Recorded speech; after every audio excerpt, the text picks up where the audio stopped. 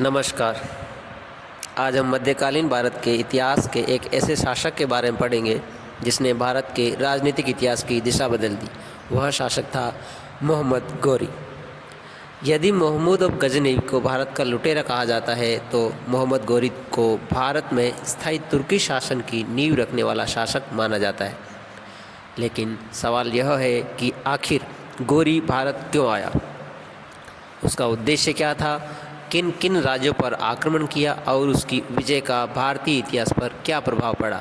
आज के इस वीडियो में हम जानेंगे इन सभी प्रश्नों के उत्तर। सबसे पहले जानकारी हम ले लेते हैं कि भारत की राजनीतिक स्थिति उस समय क्या थी। लगभग 1030 ईस्वी के बाद महमूद गजनवी के आक्रमण समाप्त हो गए और लगभग 1.5 शताब्दी तक भारत पर कोई बड़ा विदेशी आक्रमण नहीं हुआ। इस दौरान उत्तर भारत में अनेक राजपूत राज्यों का उदय हुआ। इन राजपूत राज्यों में प्रमुख थे चौहान वंश, जो अजमेर और दिल्ली पर शासन किए हुए थे, गहड़वाल वंश कन्नौज पर, परमार वंश मालवा पर, चालुक्य या सोलंकी वंश गुजरात पर। बुंदेलखंड में चंदेल वंश का शासन था। परंतु इन राज्यों में आपसी प्रतिस्पर्धा थी, लेकिन कोई भी महत्वपूर्ण नहीं था। उत्तर भारत को एकजुट नहीं कर पाया। यही राजनीतिक विखंडन आगे चलकर विदेशी आक्रमणकारियों के लिए लाभदायक सिद्ध हुआ। दोस्तों, बात आती है कि मोहम्मद गौरी कौन था। सामान्य चर्चा कर लेते हैं। मोहम्मद गौरी का वास्तविक नाम शिहाबुद्दीन मोहम्मद बिन साम था। वह अफगानिस्तान के गौर क्षेत्र के शासक से संबंधित था। उसने अपने भाई गयासुद्दीन के साथ मिलकर गौर राज्य को शक्तिशाली बनाया। 1173 ईस्वी में उसे गजनी का शासन सौंपा गया और यहीं से उसकी भारत विजय की योजना प्रारंभ होती है। मोहम्मद गौरी के भारत आक्रमण के उद्देश्यों की बात करें तो ये महत्वपूर्ण प्रश्न है कि भाई क्या उद्देश्य रहे। महमूद गजनवी और मोहम्मद गौरी के उद्देश्यों में क्या क्या अंतर रहे। बात करते हैं महमूद गजनवी के उद्देश्यों की, तो उसका मुख्य उद्देश्य था धन संपत्ति की लूट, यानी धन कमाना, धन लूटना और फिर वापस अपने साम्राज्य की ओर चले जाना। लेकिन मोहम्मद गौरी का उद्देश्य केवल लूट नहीं था। उसकी महत्वाकांक्षा भारत में स्थायी साम्राज्य स्थापित करना थी। वह भारत के समृद्ध नगरों, व्यापार मार्गों और राजनीतिक शक्ति पर नियंत्रण चाहता था। यही कारण है कि उसकी विजय आगे चलकर दिल्ली सल्तनत की स्थापना का मार्ग प्रशस्त किया।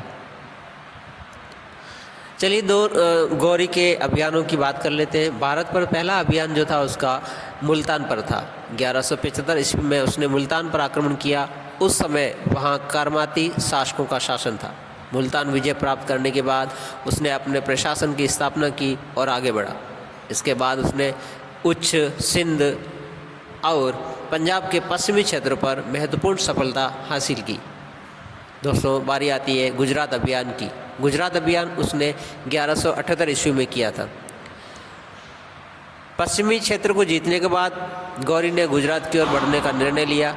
उस समय गुजरात में चालुक्य वंश का शासन था। राजा मूलराज द्वितीय कम उम्र का था, इसलिए उसकी माता नायकी देवी ने सेना का नेतृत्व किया। गुजरात की राजधानी अहिलवाड़ा, जिसको अनहिलवाड़ या पाटन कहते हैं, के निकट हुए युद्ध में मोहम्मद गौरी को करारी हार का सामना करना पड़ा। यह भारत में उसकी पहली बड़ी सैन्य पराजय थी। इस हार के बाद गौरी ने अपनी रणनीति बदल दी और पश्चिमी भारत के बजाय पंजाब के मार्ग से आगे बढ़ने का निर्णय लिया।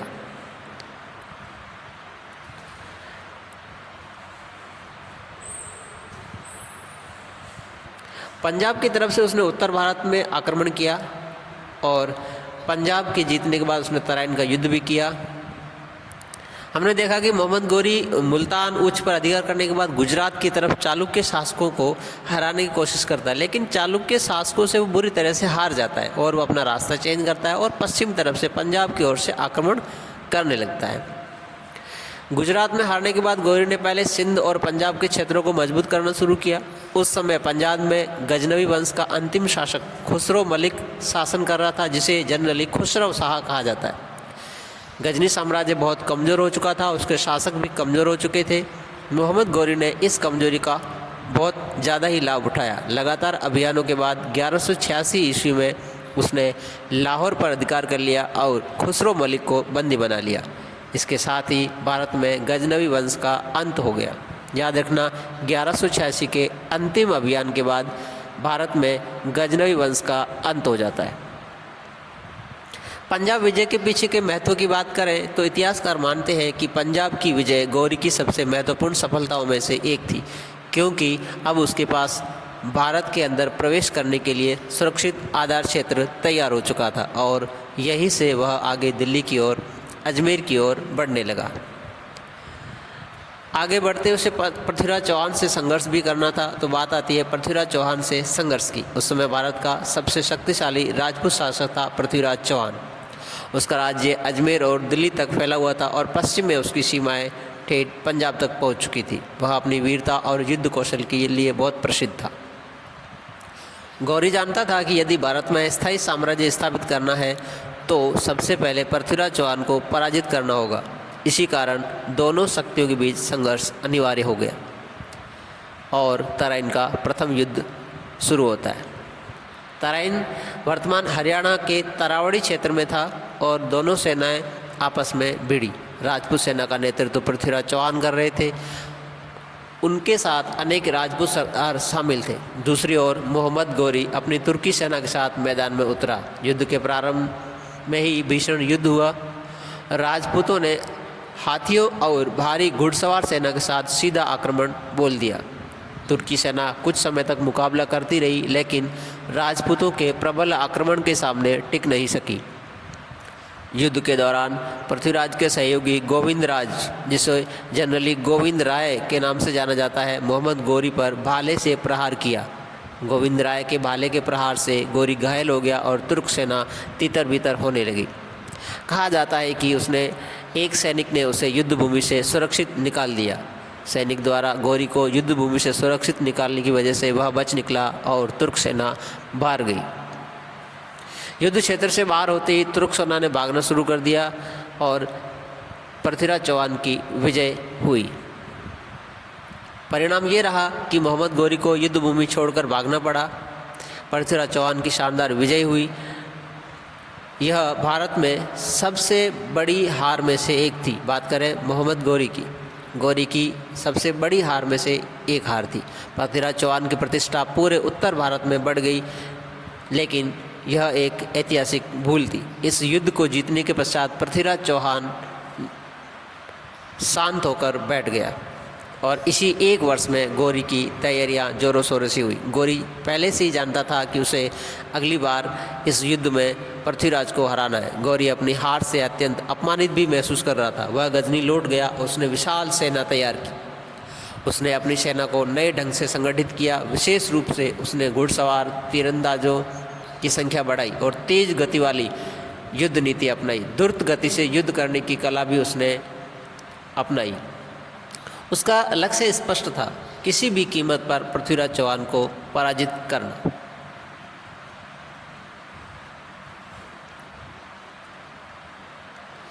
अगली बार पृथ्वीराज चौहान तैयारी के साथ आता है और तराइन का द्वितीय युद्ध होता है। तराइन का दूसरा युद्ध 1192 ईस्वी में हुआ था और इसमें पृथ्वीराज चौहान और राजपूतों की पराजय होती है।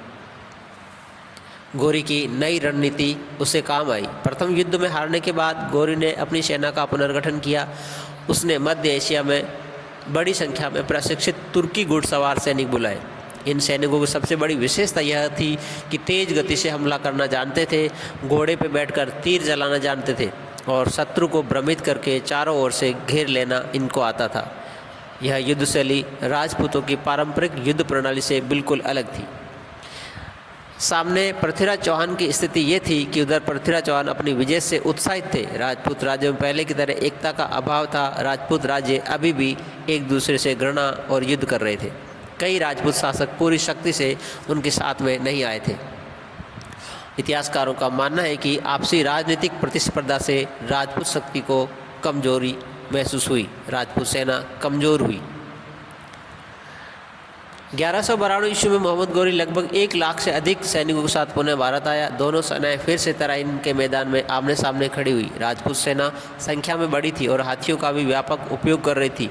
दूसरी ओर गौरी सेना तेज गति वाले घुड़सवारों पर आधारित थी। बात युद्ध नीति करें तो गौरी की युद्ध नीति ये थी कि युद्ध प्रारंभ होते ही गौरी ने अपनी सेना को कई भागों में बांट दिया। उसने छोटे छोटे दलों को आगे भेजा जो लगातार तीर चलाकर राजपूत सेना को परेशान करते रहे। जब राजपूत सैनिक उसका पीछा करते तो वे पीछे हट जाते। इसे झूठा पलायन या फिन रिट्रीट कहा जाता है। पूरा दिन इसी प्रकार राजपूत सेना को थकाया गया। जब राजपूत सेना बिखरने लगी तब गौरी ने अपनी सुरक्षित रिजर्व सेना से अंतिम और निर्णायक हमला कराया। इस अचानक हुए हमले में राजपूत सेना में भगदड़ मच गई और राजपूत सेना इधर उधर भागने लगी। पृथ्वीराज चौहान की पराजय हो जाती है। पृथ्वीराज चौहान को बंदी बना लिया जाता है। बात तराइन के युद्ध के महत्व की करें तो इतिहासकार इस युद्ध को भारतीय इतिहास का निर्णायक मोड़ मानते हैं। इसी युद्ध के परिणाम स्वरूप दिल्ली और अजमेर पर तुर्कों का अधिकार स्थापित हो गया। उत्तर भारत की राजपूत शक्ति कमज़ोर हो गई। भारत में तुर्की शासन की मजबूत नींव पड़ी। आगे चलकर दिल्ली सल्तनत की स्थापना का मार्ग प्रशस्त हुआ। इसलिए 1192 ईस्वी का तराइन का दूसरा युद्ध भारतीय इतिहास की सबसे महत्वपूर्ण घटनाओं में गिना जाता है। बात करते हैं पृथ्वीराज चौहान की हार के प्रमुख कारणों की। अगर पूछा जाए आपसे कि तराइन के द्वितीय युद्ध में राजपूतों की हार के कारण क्या थे, कारणों की बात करें, राजपूत राज्यों में एकता का अभाव था। तुर्की सेना की आधुनिक घुड़सवार युद्ध नीति, झूठे पलायन की रणनीति का सफल प्रयोग, राजपूत सेना की पारंपरिक युद्ध शैली, युद्ध संचालन में बेहतर तुर्की अनुशासन और संगठन, ये प्रमुख 5 कारण याद रखने।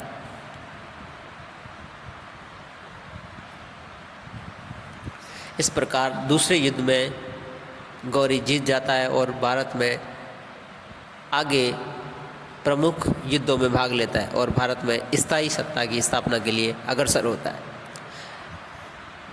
मोहम्मद गौरी की भारत आक्रमण की अगली बात करें तो अगला युद्ध उसने चंदावर का युद्ध किया 1194 ईस्वी में। चंदावर के युद्ध में कन्नौज के महत्व को लेकर के ये युद्ध लड़ा जाता है और कन्नौज में इस समय जयचंद शासन कर रहे थे जो कि गढ़वाल वंश के शक्तिशाली शासक थे। उनका राज्य कन्नौज, वाराणसी और आसपास के क्षेत्रों तक फैला हुआ था। लोक कथाओं में पृथ्वीराज चौहान और जयचंद के संबंधों की अनेक कहानियाँ मिलती हैं, लेकिन इतिहासकार मानते हैं कि इनके बीच राजनीतिक प्रतिद्वंदिता अवश्य थी। समकालीन स्रोतों में लोकप्रिय कथाओं का स्पष्ट समर्थन नहीं मिलता है। चंदावर के युद्ध की बात करें तो 1194 ईस्वी में मोहम्मद गौरी की और जयचंद की सेनाओं का सामना चंदावर, वर्तमान उत्तर प्रदेश के फिरोजाबाद या इटावा के क्षेत्र के निकट हुआ था। दोनों पक्षों में भीषण युद्ध हुआ। प्रारंभ में गढ़वाल सेना ने कड़ा मुकाबला किया, लेकिन तुर्की घुड़सवारों की तीव्र गति और संगठित आक्रमण के सामने उनकी स्थिति कमज़ोर पड़ गई। युद्ध के दौरान जयचंद घायल हुए और अंततः उनकी मृत्यु हो गई।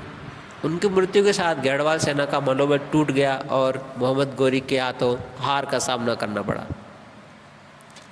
चंदावर युद्ध के पश्चात गौरी ने कन्नौज और वाराणसी क्षेत्र पर अपना प्रभाव स्थापित कर लिया। वाराणसी जैसे समृद्ध नगर पर अधिकार मिलने से उसे आर्थिक और राजनीतिक लाभ मिला। उत्तर भारत के अधिकांश महत्वपूर्ण क्षेत्र तुर्की प्रभाव में आ चुके थे और साथ ही कुतुबुद्दीन ऐबक, जो गौरी का गुलाम था, उसे भारत में छोड़कर गौरी वापस प्रस्थान करता है। मोहम्मद गौरी स्वयं अधिक समय तक भारत में नहीं रहता है। वह अपने विश्वसनीय सेनापति कुतुबुद्दीन ऐबक को भारत का प्रशासन सौंपकर गजनी लौट जाता है। कुतुबुद्दीन ऐबक ने दिल्ली, अजमेर, मेरठ, अलीगढ़ और अन्य क्षेत्रों में तुर्की सत्ता को मजबूत किया। इसी प्रशासनिक व्यवस्था ने आगे चलकर दिल्ली सल्तनत की नींव रखी। गौरी के अंतिम अभियानों की बात करें तो चंदावर की विजय के बाद गौरी ने अपने सेनापतियों के माध्यम से बिहार और बंगाल की दिशा में भी अभियान चलवाए, जिसमें सबसे प्रमुख नाम जो आता है बख्तियार खिलजी का। और इसी के साथ मोहम्मद गौरी 1206 में झेलम नदी के निकट मृत्यु हो जाती है उसकी। कहा जाता है कि झेलम नदी के निकट उसको मार दिया जाता है। हत्या किसने की, इस विषय में विभिन्न ऐतिहासिक स्रोत अलग अलग मत प्रस्तुत करते हैं। कुछ स्रोत इसे स्थानीय विद्रोही समूह से जोड़ते हैं, जबकि कुछ अन्य अलग अलग विवरण देते हैं।